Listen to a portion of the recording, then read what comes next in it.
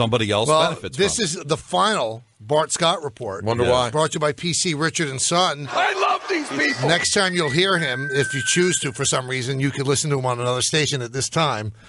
Bart, why? Just tell us why. What did we do? Why would you leave us? I don't know what you guys are talking about, man. That's fake news. First of all, I'm glad that you guys picked up the phone because I'm at a hotel, man. They were charging me probably like $55 per minute while I was waiting on hold, man. So I appreciate you. Are they? You guys are still like in denial about this and not Chris making an Carlin announcement? already announced it in Philly. Come on. It's you, Bart. It's you. You, Chris Carlin, Maggie Gray, taking over for Francesa. The news isn't out. Hey, man, until you see a press conference and see me smiling out of line, man, it's all fake news until then. Bart, look at me. Level with him. You guys are jet brothers. I mean, talk about it. Bart, we've gotten along very nicely in the 6 months. We love you. All right, I love these people. I love you guys, too, by the way. Look at me. You call me the Silver Fox. You pay attention. Look at my eyes. Is it really fake news? Hey, listen, man, I haven't signed anything until I put someone on the dotted line, man. I'm still part of the family. Wow. I will not stand. So we could throw a monkey wrench in this and let's do something. Let's get you in. You will make you a permanent member of this show, and then that stiffs that show. What do you need? What do you need? Just give us a number, and we'll come up with it. Well, I just need a key to your house, okay? You got it. And bring the Bentley. You guys are already sharing a car. I mean, might as well. I'm going to bring the Bentley, man. Hey, because I know we don't have much time, man. I wanted to talk to you. I want to propose a trade. Okay. Okay. I want to trade Tyrese for Michael Rappaport. Oh, you're proposing a black-white trade? Yeah, absolutely, man. I can't take any more Tyrese. Listen, I would love to unload Rappaport because I know he's very popular right now, but I got no use for him. He's very popular in our community, man. I mean, by the way, all these things that have made Michael Rappaport like so instantly hot in the black world, I've been espousing these same opinions, only not yelling and cursing obnoxiously with them for the last really 10 hot years. in the black world? Oh, he's scorching right now. Really? But I don't curse on camera. I can't stare at the camera. He awkwardly selfies up at the camera and screams. It's kind of uncomfortable, but it's kind of weird and cool at the same time, man. You know, the squeaky oil gets the wheel, man. He's like the white version of Nene Leakes, man. You know what I'm saying? He goes all and he commits full. You know, but and then Tyrese is a whole other thing, Michael. These days, Tyrese has been crying on Instagram like every single day. What more do you want? Like, what are you talking about, man? You got Fast and Furious money. What the hell you got to complain about? Unfortunately, I'm not allowed. I was told by the white delegation long ago that I don't have any input on their trades. So, man, because you kind of toe the line a little bit. Exactly. Man. So they don't consider me someone who gets to be a part of the trade discussions. Well, that's sad. You're not a pureblood. Not a pureblood. Now the fact that we'll talk some football before we let you go or you leave us. I just don't want to depress Don. You know what I mean? Don's crushed. You should have seen him. I saw him when he got the news last night. He was very hurt. If this goes down, I'm going to be upset. I think you're talking about two different things. Bart is referring to the Giants. You are referring to him leaving us to become our competition. Yes. Right. And joining up with another person we love in Chris Carlin. This is real world stuff here we're talking I know. about. This is a friend who I see occasionally that now maybe never see again. And when you see him, it's going to be awkward. Oh, not for me. Maybe for him. I hope we'll always stay friends, Bart. Oh, we down like 4 flags, baby. Do I get an invite to the baseball game? Am I not allowed? What's up with that? Oh, you'll still continue to go to the softball game. No, the lines are blurred with the softball game. The lines are blurred fan guys everywhere. all the time. Now, did your chance at a Bentley take a hit with the loss to Tampa Bay? It did. It really did. And I kind of felt that one. You talk about this team really hasn't had the energy on the road. And, I thought that they missed a big opportunity, of course. But, game plan-wise, I thought they should have – when the offense is struggling like that, you have to speed up the tempo. And they waited too late to go to the no-huddle offense. Yeah. They should have went to it a lot sooner. It would have sparked some energy. The only thing that I really question about the offense of the Jets is who's the energy guy. They don't have an emotional leader on that side of the ball. We know on the other side of the ball, the young guys, the young safeties, and sometimes the Mario Davis and Darren Lee, they have all the energy. And when you're down on the road and the team is flat, you need somebody to step up and change the narrative, the way the game is going.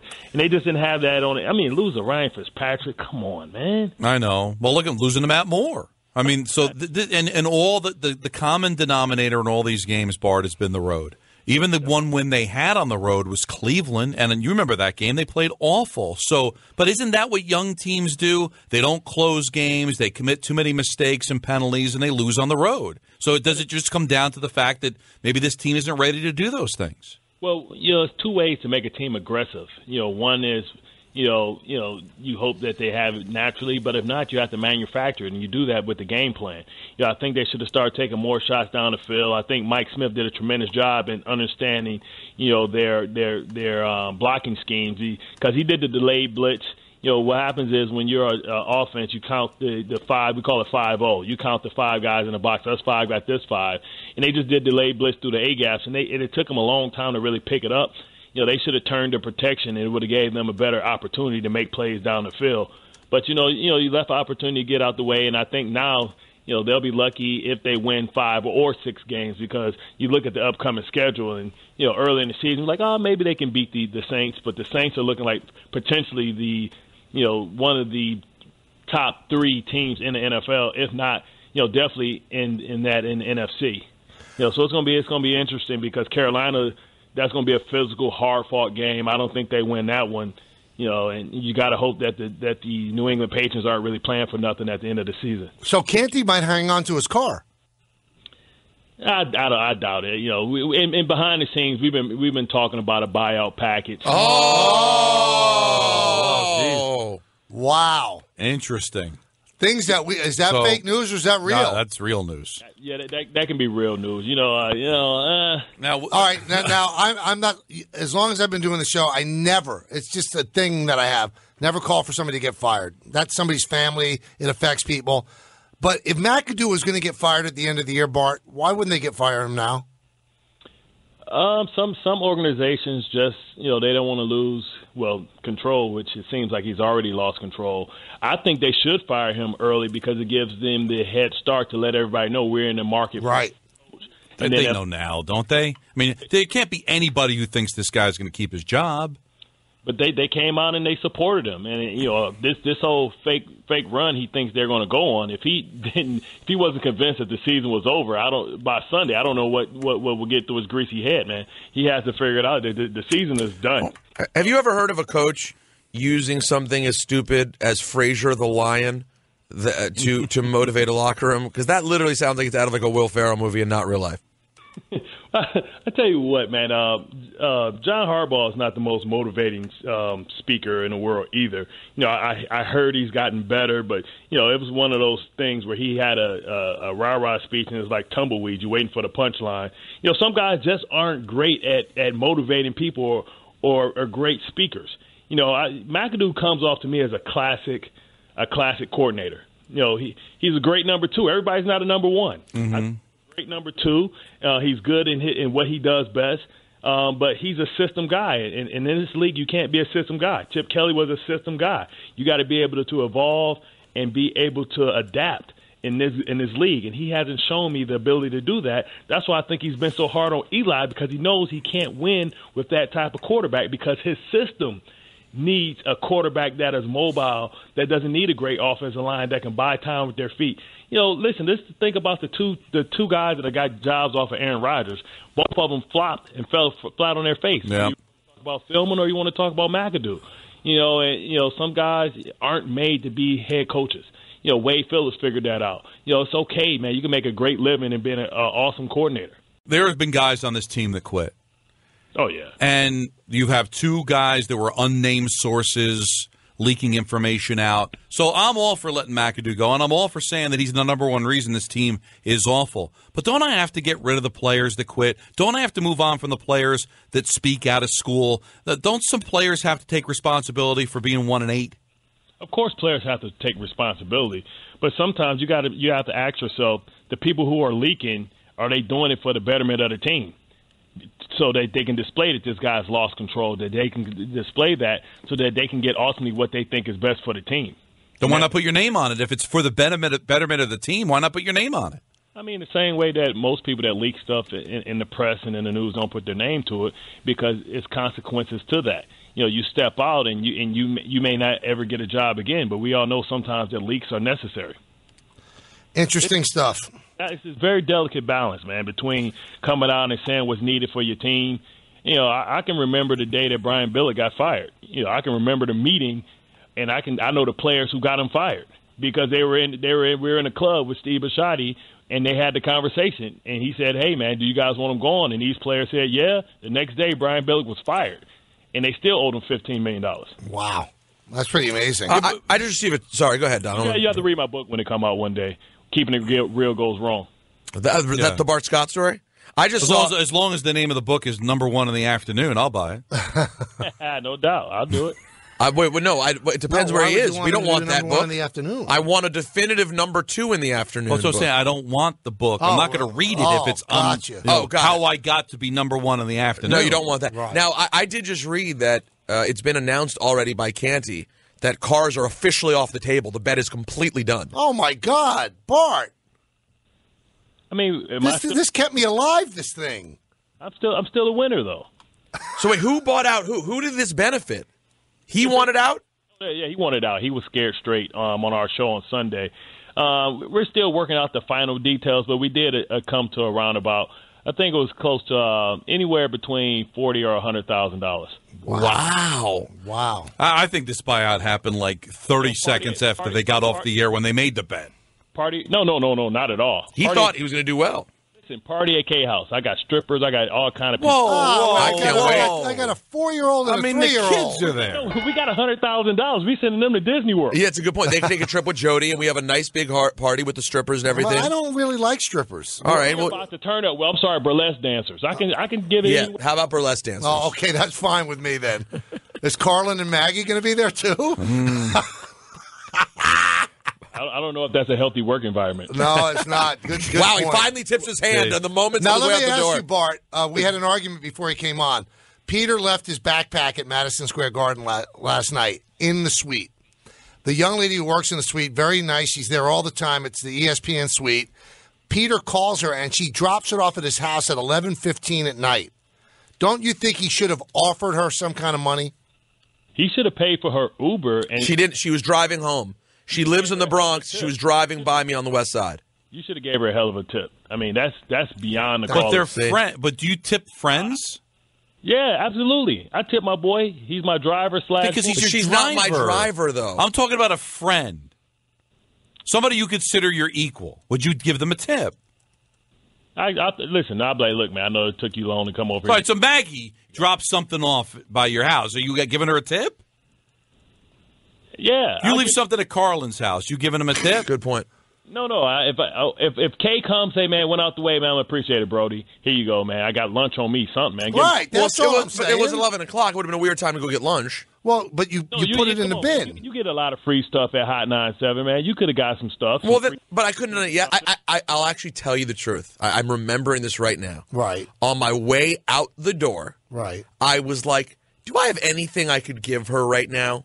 Because I think it would not be weird to give her something that she knows I got for free. But handing her something monetary to me was the delineation line of, like, that's weird. But I didn't have anything that I thought would be a good thing to give her. Well, you could have given her your dog. On your show, man, so goes the guru or something, man. Give her some love advice or something, bro. You have something, man. You know, she did once sing in Madison Square Garden. She did the national anthem before the Globetrotters. Come on and sing in Hot 97. So maybe I'll have her sing some sort of intro. Yeah, or that, or, you know what I mean, you can have her on the show, man. Highlight her on the show. Hook her up. Yeah, but these guys, you know what? As a caller called them, Bart, they're slobopotamuses. Some people have class like you and I, and these guys, they are what they are. That's why we get along so well. That's right. Last thing, because I don't know how much time I got, man. You got as much time as you want. This is your last time. As long as you're allowed to do this, you can do it. Although I want to give a shout out to Donald Trump for getting those boys back from China. Not. I wish those kids would have got beat with the Kindle. How dumb do you have to be to go to China to steal? It was kind of dumb.